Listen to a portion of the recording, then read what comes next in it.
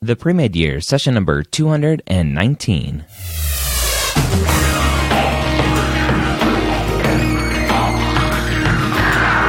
Hello and welcome to The Premed Years, where we believe that collaboration, not competition, is key to your success. I'm your host, Dr. Ryan Gray, and in this podcast we share with you stories, encouragement, and information that you need to know to help guide you on your path to becoming a physician. February 3rd is a famous birthday for a famous physician. Elizabeth Blackwell is known as the first female physician in the United States, the first woman to get a medical degree in the United States. She's British-born and came here to the U.S. to get her medical degree, and her birthday is February 3rd. February 3rd is celebrated as National Women Physician Day, and that's what we're going to talk about today. Not necessarily the day itself, but women in medicine. This discussion, though, isn't just for women. It's for men as well, because as men, we play a huge role in the world of female physicians, and there is a huge role that we play to support them, and there's a huge role that female physicians play to support themselves and to support male physicians. We are all in this together. So male or female or whatever you associate as, you need to listen to this episode. Jean, welcome to the Premed Years. Thanks for joining me. Oh, thanks so much for having me back. When did you know you wanted to be a doctor? I knew when I was really, really little. I was like 6 years old, and I just knew that that's what I had to do. So I think a lot of children are asked kind of what do you want to be when you grow up, and then they go exploring what that means and stuff like that. So it's not uncommon for kids to have kind of a dream their entire life, right? I did more interesting, like what did I want to be instead? There were a couple times I wanted to be an architect or an accountant or a novel writer or something, but it always kind of came back to being a doctor. So. Were those ever serious considerations, or those were just like, maybe this, and then you just popped right back into medicine? Well, it's because I like numbers a lot, and of course that came out in going into nephrology eventually, right? But what I liked about numbers was that it was really exact, and you could be right. And I know now that I really want to have a black and a white, and I'm a very concrete thinker, so that was the appeal. So every time, as kids, you really don't know what your job options are. So anytime I met someone, I was like, oh, I kind of like that. I kind of like that you've got that black and that white. And it's funny now because what I do has so very little black and white, except for the numbers. But that's why I got interested in that sort of thing, was because somebody would introduce me and say, oh, did you know you could build a building? Or, oh, did you know you could sit around and crunch a bunch of numbers? So I was always like the treasurer of every club or something. So that's why I would even say I was interested in those things. But eventually it just didn't have enough human contact to be a lifelong interest. So was your journey, once you had that interest and knowledge that, okay, I'm going to be a doctor, were you a pretty traditional student going from undergrad to medical school?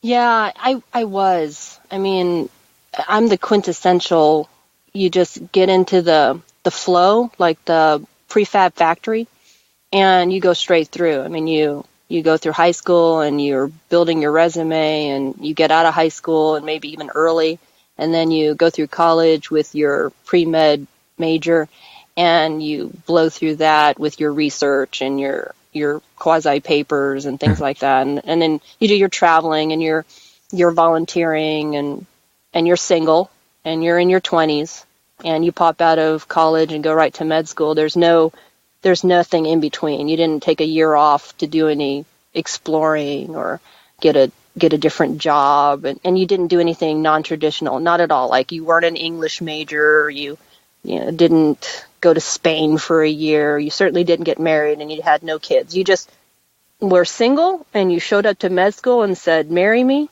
and med school said, okay, and then you just married medicine for the next, 10 years or so.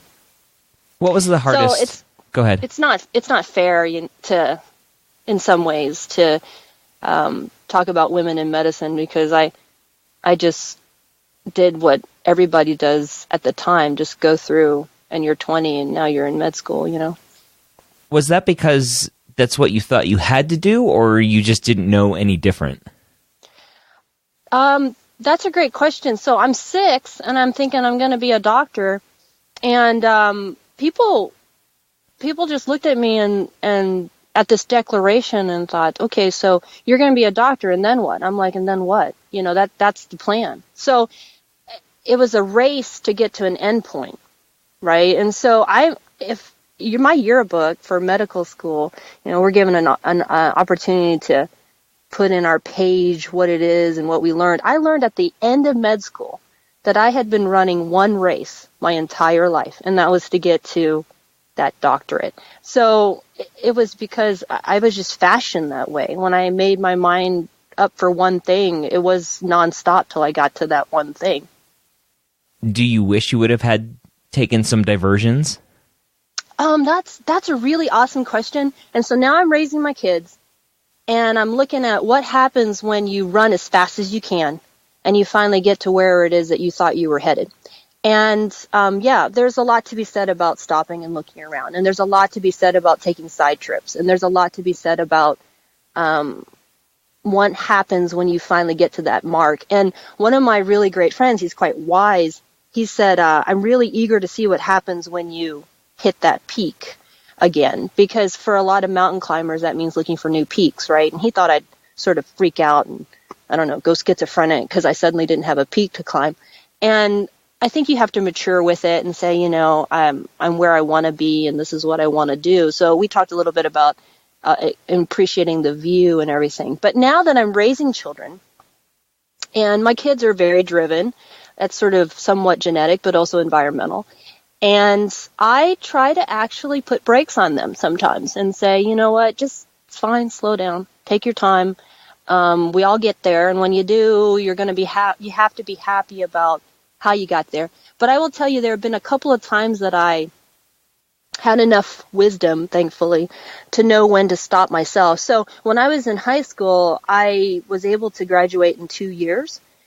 But, and then I went for this interview for a 6-year med program, right? So everything was just as fast as it could be. And I got my acceptance letter to that program, and I was at that time just turned 15. And I told my father, I said, I don't want to leave high school. And he was like, what do you mean you don't want to leave high school? And I said, I don't know. I just want to stay. And here's my rationale. It was kind of stupid at the time, but I said, I just want to read books. And he's like, what are you talking about? Right? So highly driven environment. And he looks at me like, that's the most absurd reason ever. And I'm thinking, well, Dad, I want to explain this to you. There are books I want to read that I know I won't get a chance to read again. There are books for children. And if I miss the opportunity to read this book, I'll never go back to read them. And he's thinking, that's absurd. You're just going to hang out and read a bunch of books for a year. And I thought, yeah, that's the plan. So that year in high school was a funny year. Like I took photography, I did drama, and I read a bunch of books like Huckleberry Finn and Tom Sawyer and Catcher in the Rye, and things that I think usually are young adult books. And it was one of the best decisions I ever made was to just stop everything and be age appropriate. And I think when I look at my kids and stuff, I think just enjoy your childhood, just enjoy your time, because pretty soon you can't. It's not like you're 20 and you can justify going back and running around in a park and playing on a swing necessarily. So I said, just do this for now because that's age appropriate. And, the rest of the stuff will sort of fall in place and catch up with you, and you'll be less desynchronous. So I think I do regret not being able to slow down more, but therein it lies my nature. I couldn't have taken another year. That was my compromise, and I was comfortable with that. So I think we just have to be wise enough to know that the rat race is going to always be there, and you just have to appease yourself, but realize that you do have to stop in your own way and smell the roses. So hopefully my kids will get enough going forward, but kind of stroll around a little bit, Your kids are obviously in a situation where they have a parent who's a physician, and so you assume there's some financial stability there. Were you driven because you came from a household that didn't have stability, and so you were trying to get that stability, or is it just something in you? Well, that's a question I grapple with all the time, right? Because my parents were refugees. They came here with nothing but a lot of drive. They're intelligent people, and they did sort of unorthodox things. So as refugees, they did a lot of laboring jobs and things like that. But very uncharacteristically, in their 30s and with children back in the early 80s, they went back and got college degrees. So hardly ever would you see that in just mainstream America, let alone people who barely speak English, to get into colleges. And so both of them actually ended up graduating in 4 years from the university, Louisiana State University. And I remember my father, very practical man, great with numbers as well, opening the newspaper one late night and just looking for, what kinds of jobs were hiring. And then deciding, okay, there were enough red circles around computer programmer. And that was how he declared his major. He just did it because of practicality. And then, his design was he would go through a class, and then my mother would go through the class. And at the same time, they were either working nights or working days and then raising 2 kids at the time. So, we were latchkey kids back before that actually had a name. And, we just made it work. And people talk all the time about, if that drove me to excel. And I'm not quite sure. I think because my parents ended up having 5 kids, and we're all very accomplished people and stuff, but we're all different personalities.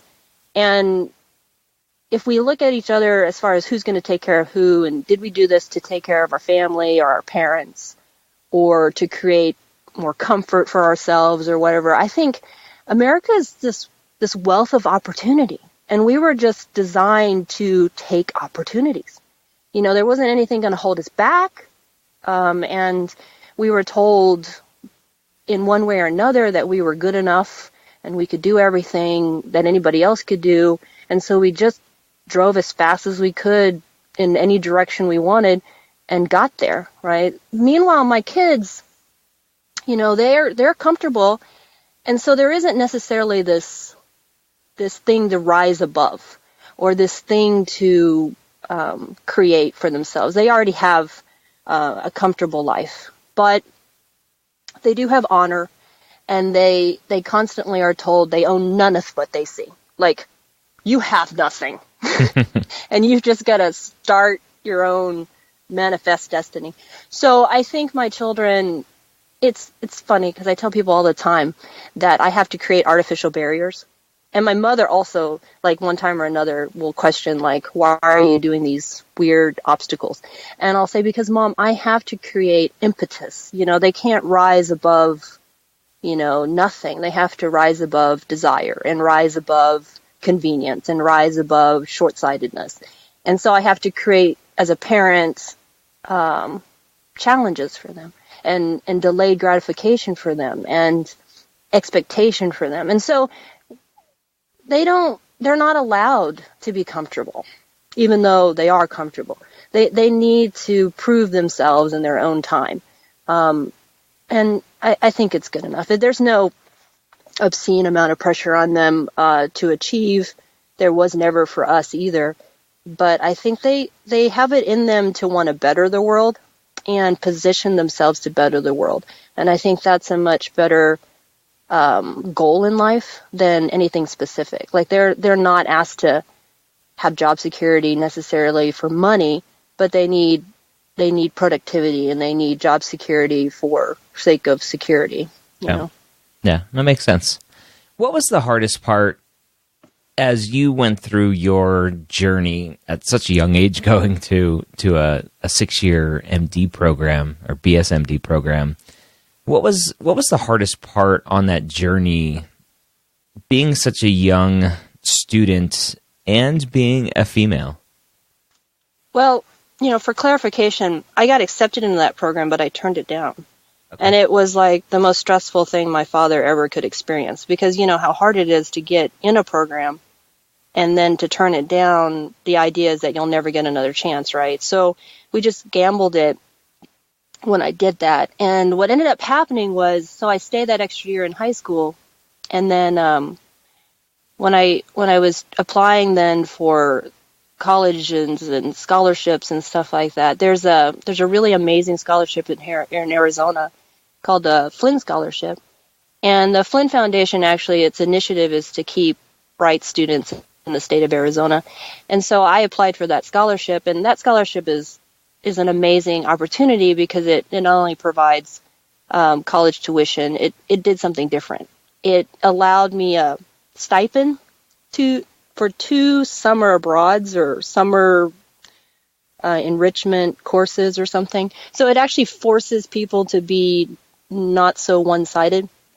So I got that scholarship and stayed in Arizona and went to U of A and did more than just study and hyper-focus. I actually took summers to do things that were enriching. And part of that was studying things like medical ethics. And so that really helped me to understand not just medicine, but medical humanity.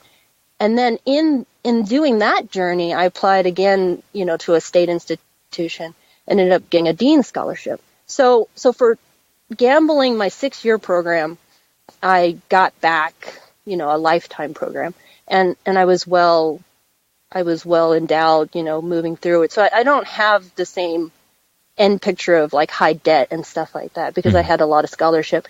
And so that changes also sort of my perspective. But I will tell you, the whole idea of being a female going into this journey, it never really even dawned on me that it was going to be some sort of barrier or problem until, and it comes in like little pieces. I don't know why it's never so blatant, but it comes in little secret pieces.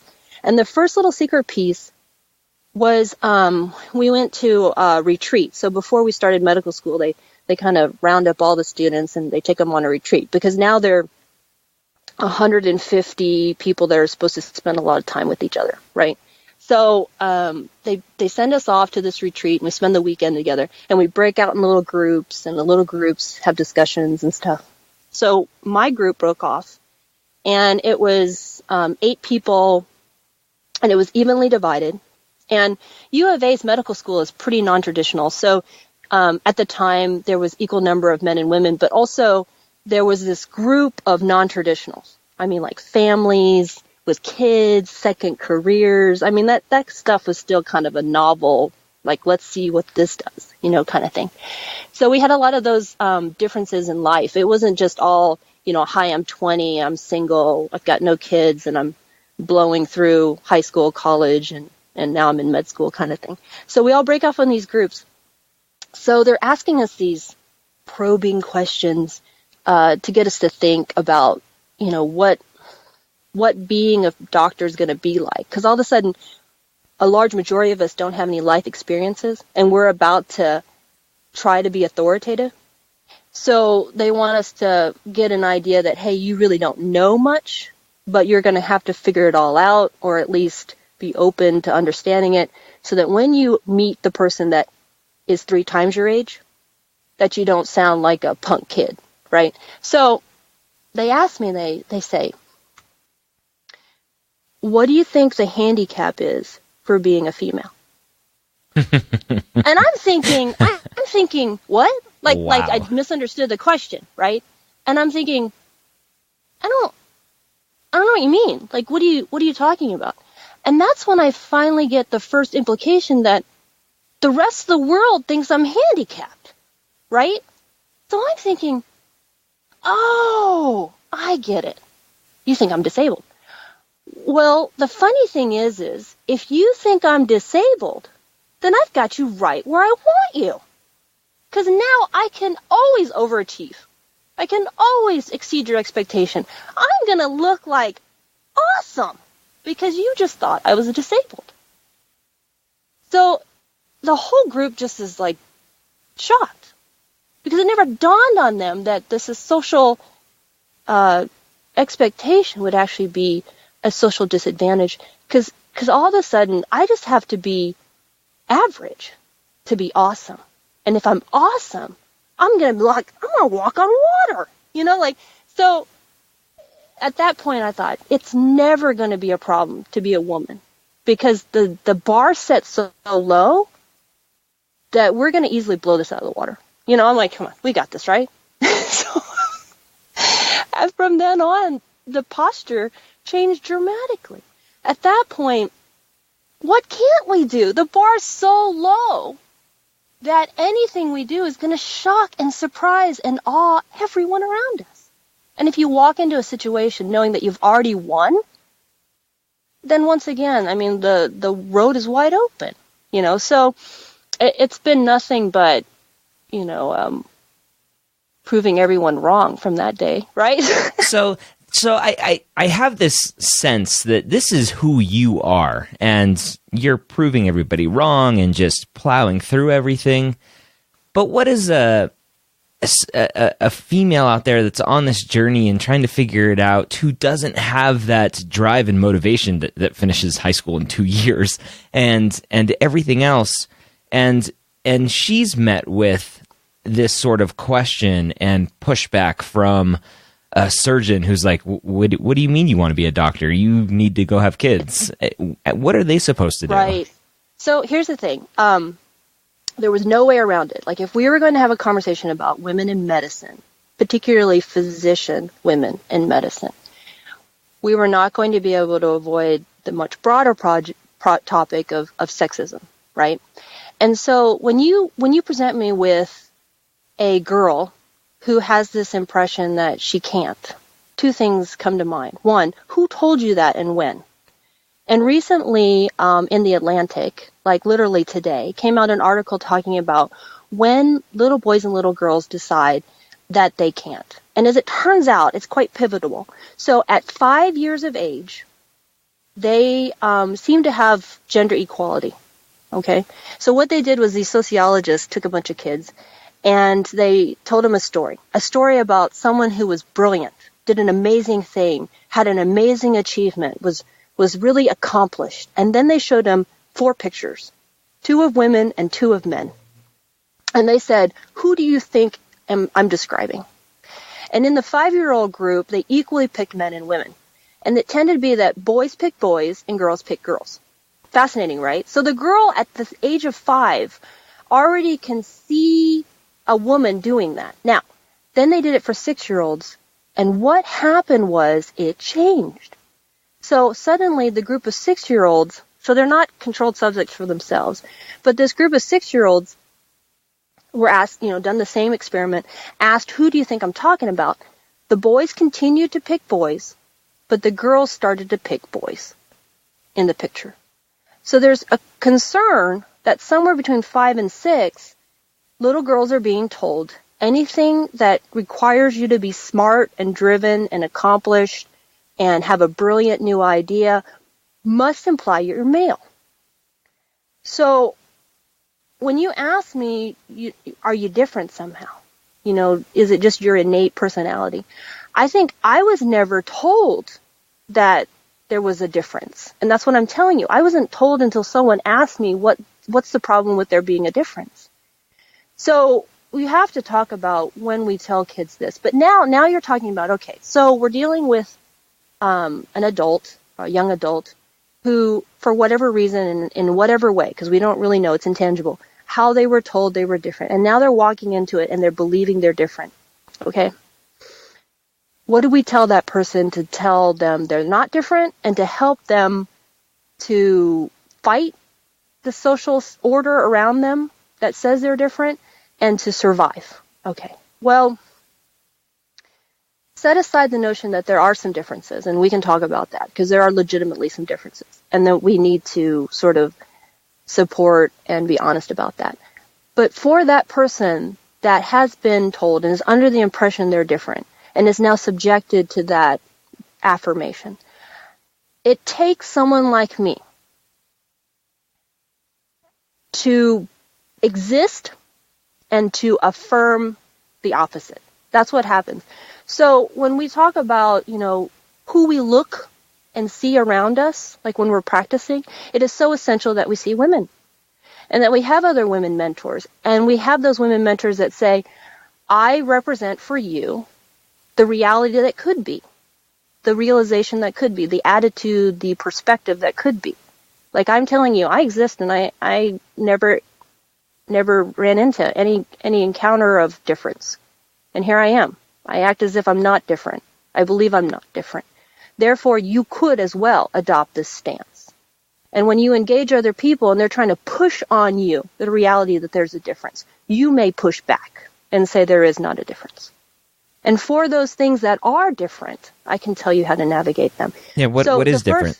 Talk about this. Well, that's really fascinating too, right? Because whenever you want to talk about this topic and you want to talk about what really is different, people get really sensitive. They get very sensitive because they feel as if you're trying to do something, like you're trying to segregate or put down. But remember, I don't have to put anyone down to raise someone up. That's not necessary. It's not like there's some weird... It's a very big discussion in this country right now. Yeah, there's not some weird pulley system here. So I can certainly talk about somebody and raise them up, and it should not subtract from someone else. I'm not talking about, therefore, this other thing, So we need to get rid of that assumption that one going up means one going down. But the other thing is if I'm talking about how you can boister the differences and accept the differences, then we have to just be realistic about what those differences are. Okay, so the way I look about it is there are biological differences. Okay, there just are. And that biology does translate into sociology. But that biological difference means I have things that my body goes through every month. You tell me what a man's body goes through on a cyclical basis every month that's in any way like the same. Then we can say apples and apples. But there are apples and oranges because every month there are 10 days that I am different than myself. Okay? So people want to say that I've just, I don't know, accepted a lesser, I've somehow demoted myself, or, I'm compared to a man who doesn't have to have these biological cycles, that I'm lesser. And it's not. I'm not even talking about that because I can more than account for the 10 days. Okay, I'm fine. Better than average. But there are 10 days when I am lesser than myself. Okay. And that's my own personal admittance, but those 10 days are very hormonally driven, and they are a problem sometimes because, I'm just, to be very frank, I'm just walking down the hallway and all of a sudden I start bleeding. It is an incredible inconvenience. I'm just going, geez. I gotta stop what I'm doing and I gotta go address myself. But I say it that frankly because when's a guy gonna be walking down the hallway and then, geez. Yeah.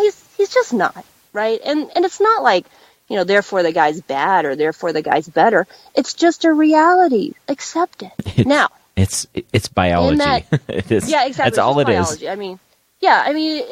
Unless you don't have a uterus and ovaries or something, you're gonna have that geez moment. Just happens. Now you got to deal with it. Well, along the lines of that, biologically, when I enter a relationship and I'm heterosexual, or I'm not heterosexual but I want to have a baby, I'm the one. It's not like I look at my husband and go, hey, is it going to be you or me?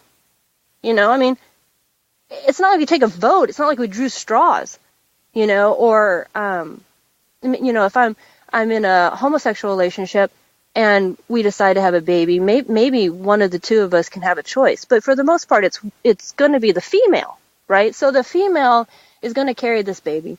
And that itself is a very demanding, very, very draining, very responsible event. And it's not like it's one day or 1 week. It's 10 months of your life. And then afterwards, with the postpartum. So I'm mentioning it because as we're going through medicine and we hit that reality and we hit that point in our life, I think it becomes something that we have to account for. You're in the middle of your career. Many women used to just not in order to equate themselves with their male counterparts, they would just decide not to have children, not to get married. And now they were trying to like equate themselves.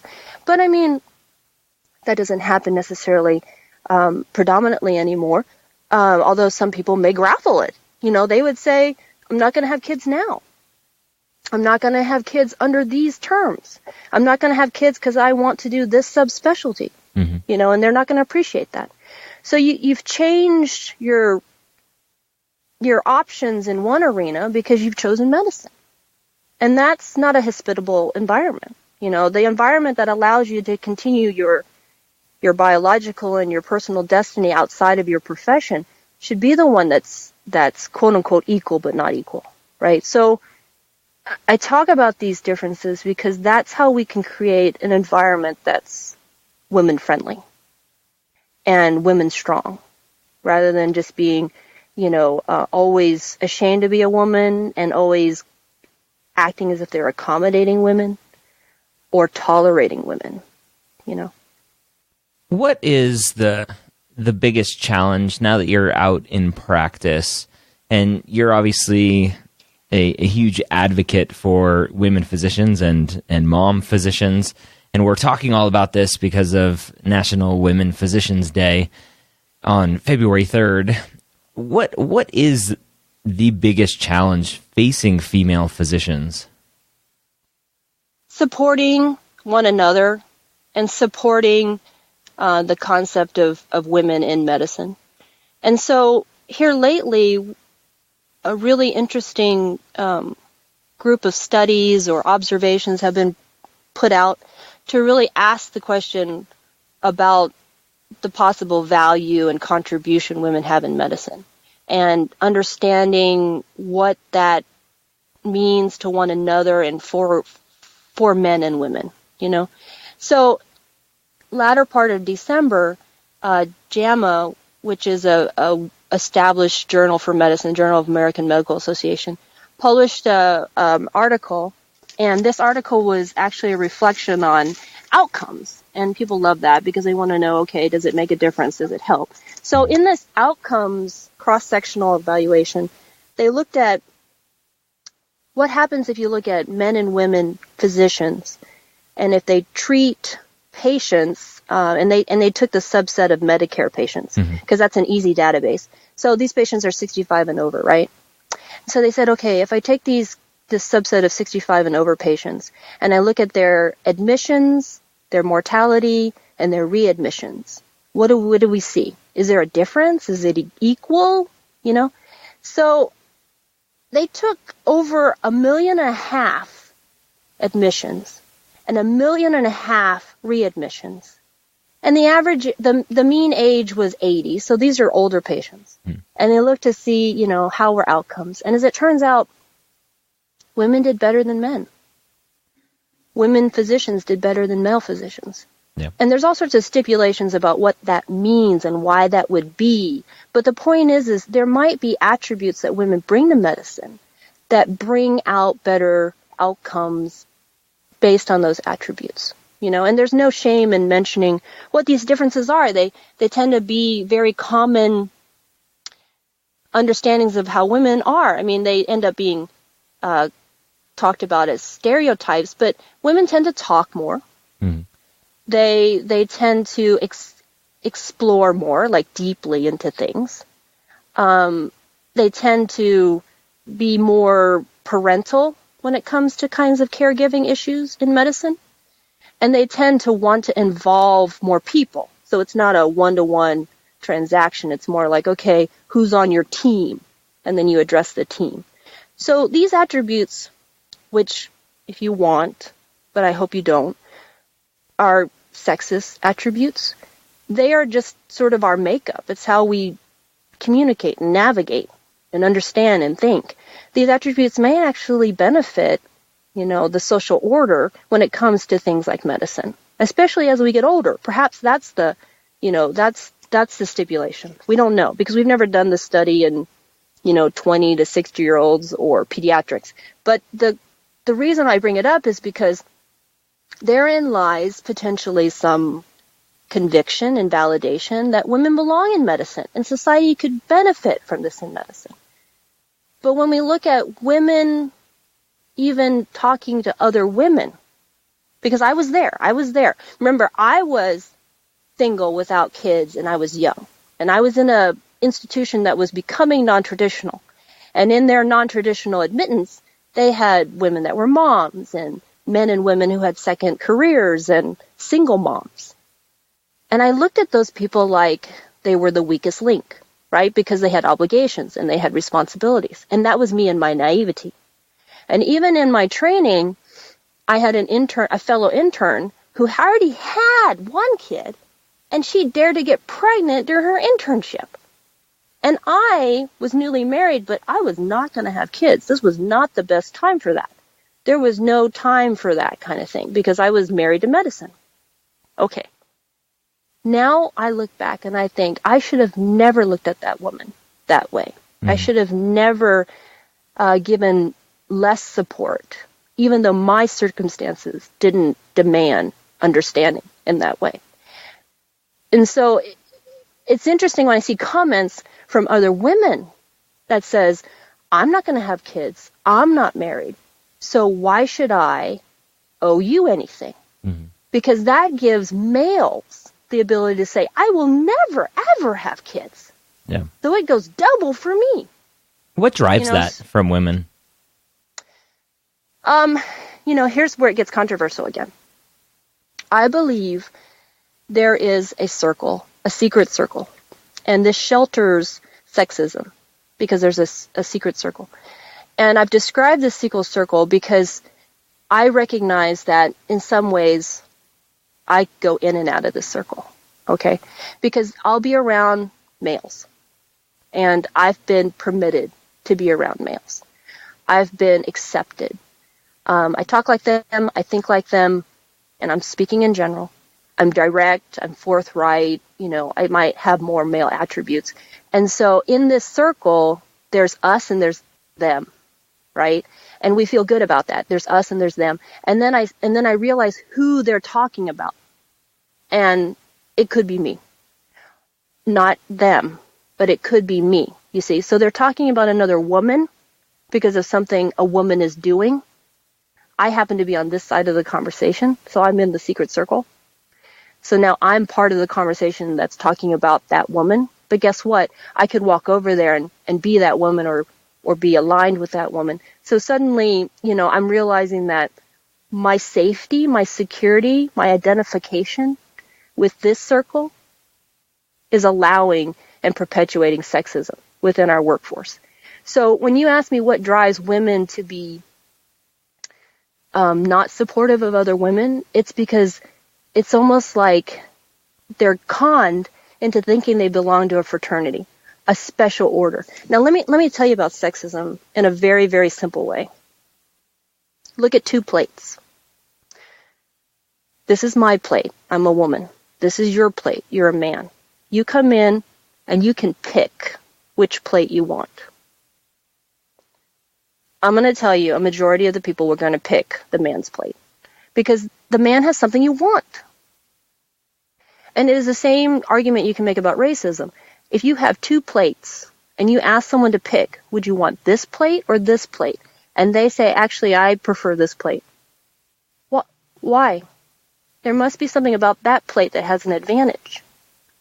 So when you look at a situation where women believe they have the other plate and that they would pick that plate, then they're not going to want the other plate. I don't want her ostracism. I don't want her situation. I don't want her weakness. I don't want her lack of availability or needs above the average that's inconveniencing everybody else. And so they misalign themselves with who they think is going to have the advantage. So I think that's what ends up happening when they decide that their sister is causing a problem. Okay. How can a Premed, that's the audience right now listening, how can a Premed who's a female, and I have a lot of women that listen to this that already have kids and are on their way to medical school or maybe in medical school, how can they start utilizing this information that you've gathered all along and are so passionately involved with? How can they start using this information for the betterment of themselves on their journey, the betterment of the women around them, and also the betterment of physicians as a whole in helping their male colleagues understand what maybe they're not seeing? Well, I'm going to tell you, male or female, when you go into this profession, you need to have support and resources. So it isn't like we've seen a lot of women ask, could I do this?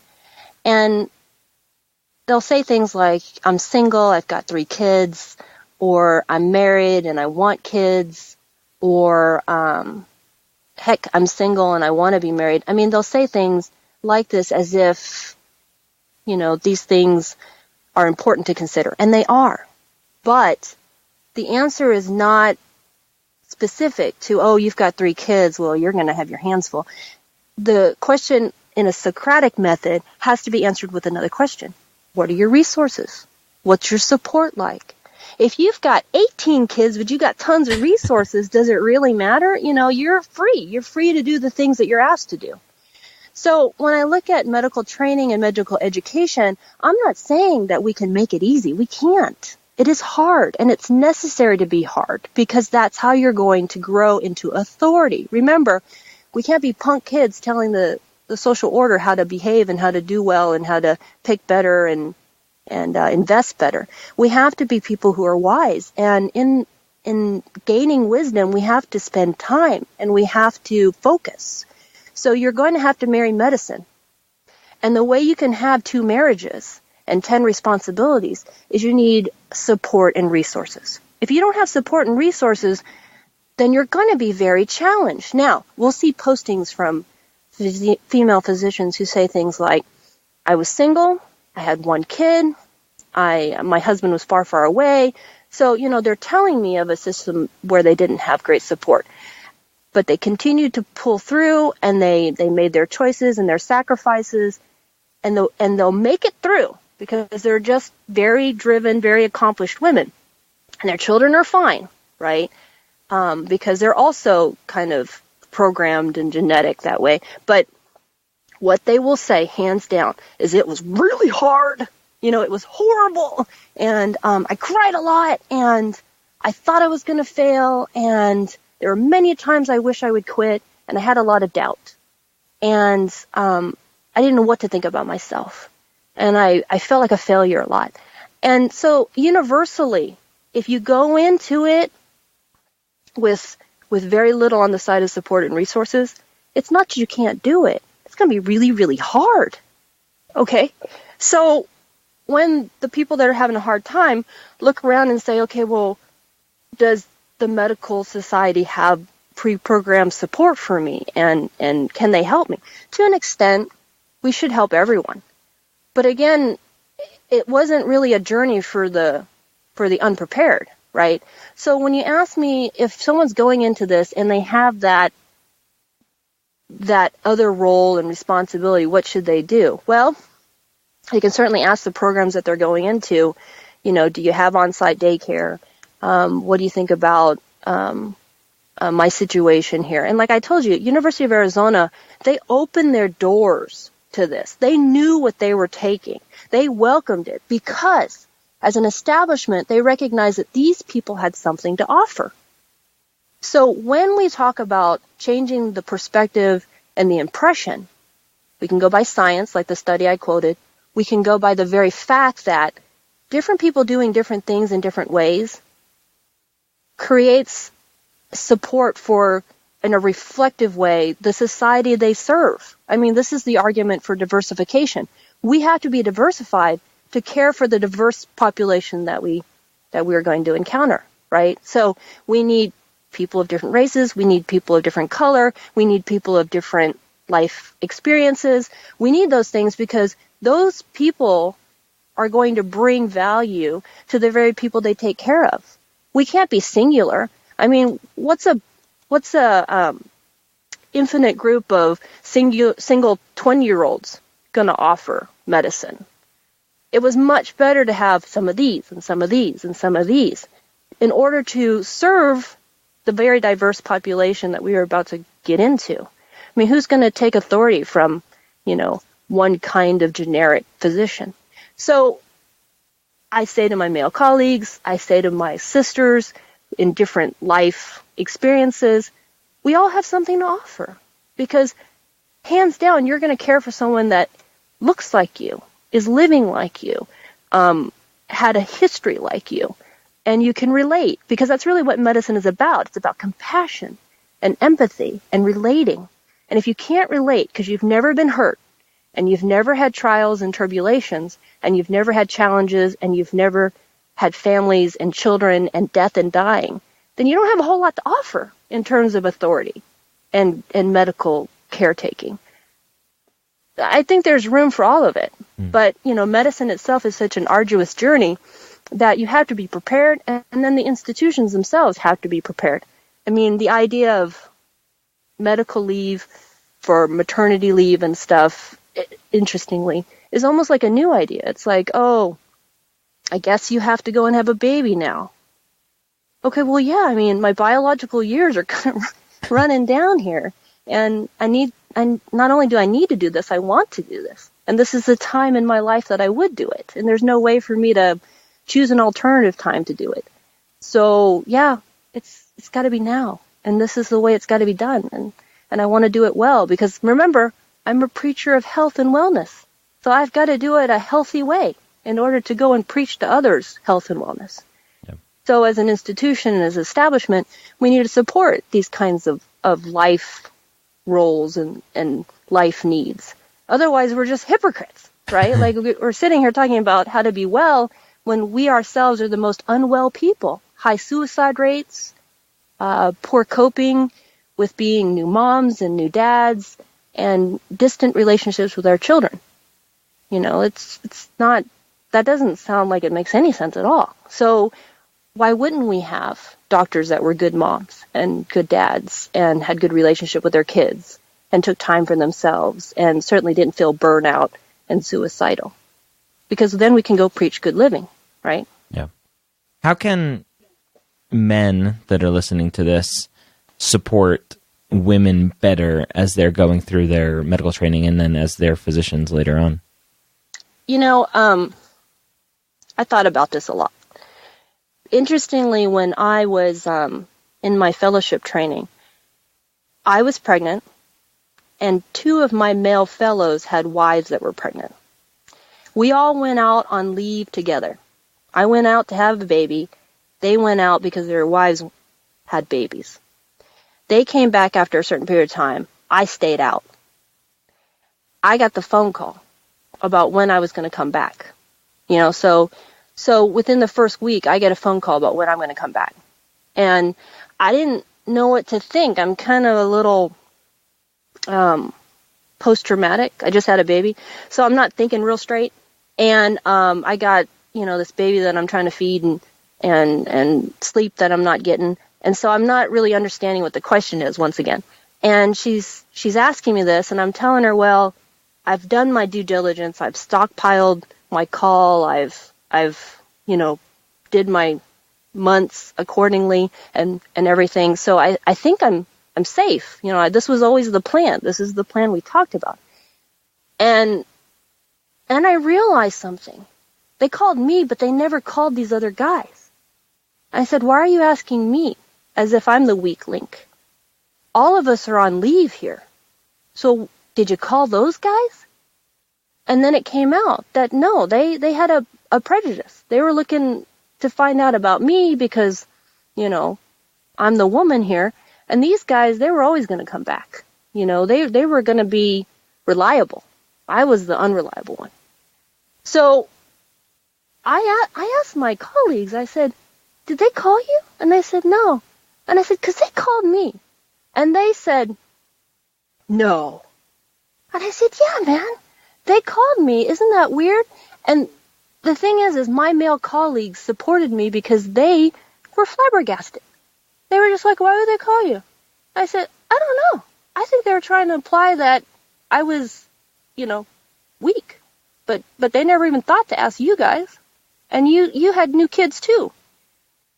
And I say this because when I look at men supporting women, I think they've got to think of the women as their sisters and their mothers. Because they are not the same as their brothers. But they are worthy of their respect and support. And only by looking at them as sisters and mothers and wives can they say, I want for you what's good for you, even though it's different than what I need right now. And there's a bunch of argument about whether or not it is different, meaning if I took 4 weeks of maternity leave or 6 weeks of maternity leave, did they need 4 weeks or 6 weeks of paternity leave? We can argue that. We can argue whether or not that would make them better fathers. But biologically, I know this. I breastfed, and my husband didn't have to wait to feed a baby. And he asked me, should I wake and sit with you? I'm like, to do what? That's like the most impractical thing ever. I'll feed the baby.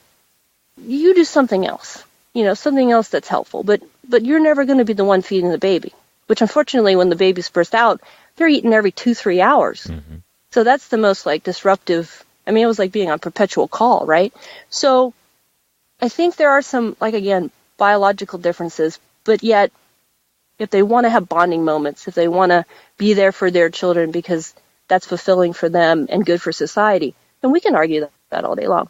But, I know what women need, and women need that time and space and that permission and that understanding. And men can give that to us if they frame their relationships with their female colleagues as if they're dealing with their mother or their own sister or their own wives. If you can't give me that kind of respect and that kind of compassion, then we are never going to be able to work together. Because I have things I have to do, and you have to give me credit for it. And I will not cheat you. I'm not trying to get out of work, but and I'll pay you back, but I need this room, this time and space. And nowadays, I'm not in that, I'm getting pregnant, I just had a baby phase. I'm in this, my kids are 11 and 7 phase, but there are still things I need to do. And it looks different than what my husband does. And the timing is different. It's to my satisfaction and to my role in the relationship with my children. And it's going to be different at times than my male colleagues. And I'll tell them, I have things I have to do because of the position I'm in with my children and the relationships I have with my children, which may be different than yours in general and specifically. So I need time for that.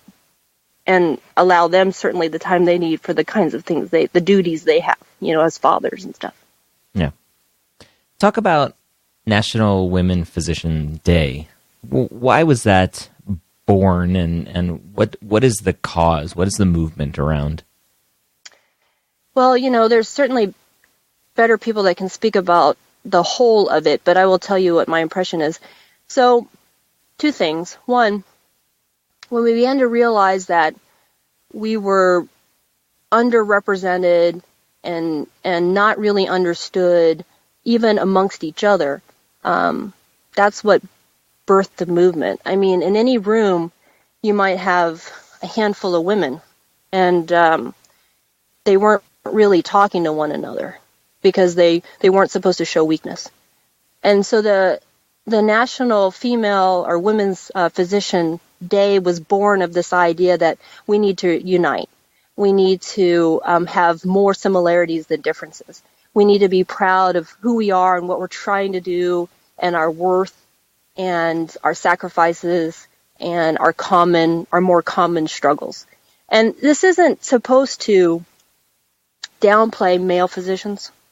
It's not supposed to downplay other females in medicine, like nurses or social workers or CRNAs or nurse practitioners or PAs. It's not. It's really meant to just celebrate this one profession, female physicians, and to help open the discussion about what females might need that are particular to being females in this profession. So it's not supposed to negate other professions or other working women. And I say that because sometimes the discussion gets derailed. It's really just to say, we really didn't acknowledge one another. And we didn't ask for acknowledgement. We were told to blend in. And we have very unique distinguishing features. And we have very interesting attributes. And we've come to serve. And we need to understand what we can do in that mode of service, because we have these unique attributes. And it's starting to come out. So as soon as this national movement came about, people were asking, so what does that mean? How does that benefit society? And now the discussion's getting really interesting, because we want to know, can we all be more something? And can society gain something from that? I think it's going to keep gaining momentum in a way that can extract from being female and being a physician goodness for society. I think it's going to be a really great thing in the next 5 to 10 years, such that society starts being better for it, Any last words of wisdom for the pre-med listening on their journey, a female pre-med on their journey, struggling with those decisions and those thoughts and reading stuff online about how you can't be a good mom and a physician trainee at the same time? I look at my daughter and I think, what good did I do you? All the while I was doing good for others, or maybe if some would say good for myself, what good did I do you? And my daughter is the greatest answer to the question you're asking. She knows that she can contribute. She knows that there are no barriers in her contribution. And if she chooses medicine, then she knows how to get there and what it looks once she gets there and who she has to marry or be around or have support her. To that end, my son, thankfully I have one of each, he knows what he needs to do to support someone like me or her. And he knows what benefit it is to society to have someone, a female, in this position. And so when you ask this question about what women right now looking at this profession should wonder and worry about, I almost want to say, look, you want to do this? You really, really want to do this, whether you're male or female? Then do it. And do it right. And don't worry so much. It'll all be fine.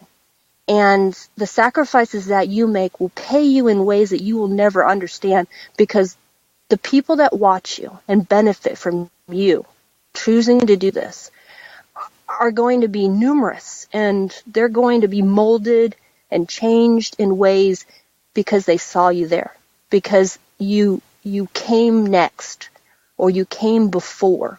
I mean, the very reason that I can keep going is because I was trained in a time when there were plenty around me, enough around me that kept me going. If I was one of the first, it would be very difficult. But I mean, that glass ceiling has been broke.